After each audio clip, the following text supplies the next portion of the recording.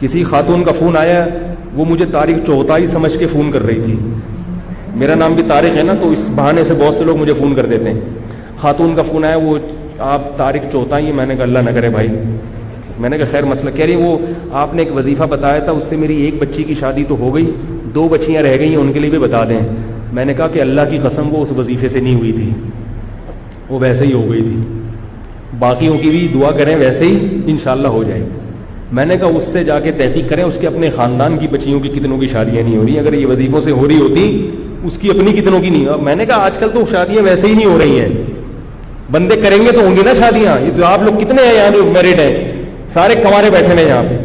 جب کرو گے ہی نہیں, عمریں نکلیں گی, تو الٹے لٹک کے وظیفے پڑھو, سیدھے لٹک کے وظیفے پڑھو, کچھ بھی کرو ہو گئی. ابے بھائی روٹی کھاؤ گے نہیں تو پیٹ میں جائے گی وہ, جو مرضی کرو. جب مردوں نے نکاح کرنا ہی چھوڑ دیا ہے, 40 سال کی عمر میں تم نکاح کرو گے تو لڑکیوں کی شادی کہاں سے ہوگی؟ اور ماں باپ اپنے بیٹوں کو شادی کرنے نہیں دیتے, لڑکے کو کہاں کرنے دیتے شادی, اور روتے ہیں کہ ہماری بیٹیوں کا رشتہ نہیں آ رہا. تو بھائی اس لیے نہیں آ رہا کہ دوسرے کے باپ بھی اپنے بیٹے کو شادی نہیں کرنے دے رہے. ایک چھوٹی سی بات کہتا ہوں, وہ موضوع آ جائے تو چھوٹی سی, پھر میں اصل موضوع کو بس سمیٹتا ہوں, یا آپ ذرا گچی پکڑ کے رکھیں اس کی. آج کسی کا فون آیا کہ وہ ہماری کوئی خاتون تھی, وہ بیوہ ہو گئی تھی, یہ ہو گیا تھا, فلانا ہو گیا تھا. اب بڑی مشکل سے ان کا ایک جگہ رشتہ طے ہو گیا ہے, 1 سال کے بعد شادی ہے. تو میں نے کہا 1 سال کے بعد کیوں ہے؟ کہہ رہے ہیں وہ لڑکا کہہ رہا ہے کہ میں پہلے اپنے پاؤں پہ کھڑا ہو جاؤں.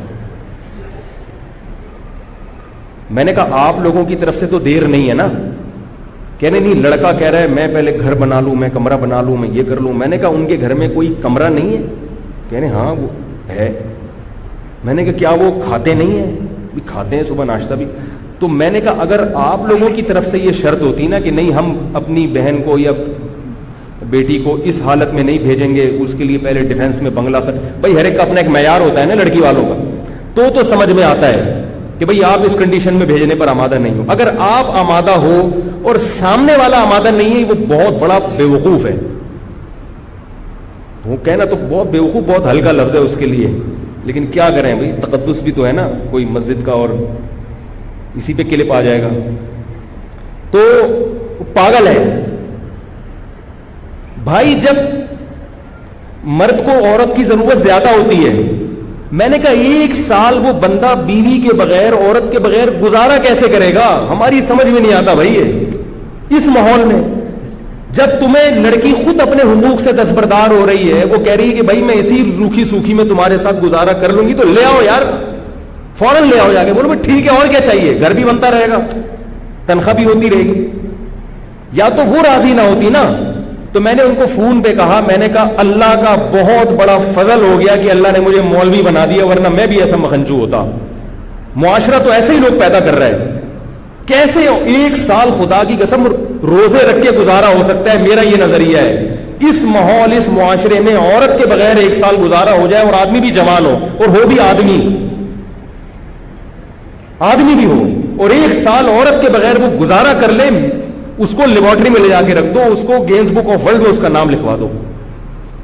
کیسے گزارا کرے گا؟ یہ زندگی کا ہر وقت کی ٹینشن ہے. یہ تو خواہشات نفسانی جو ہے, یہ شہوت ہے, تو جسم کی ریکوائرمنٹ ہے.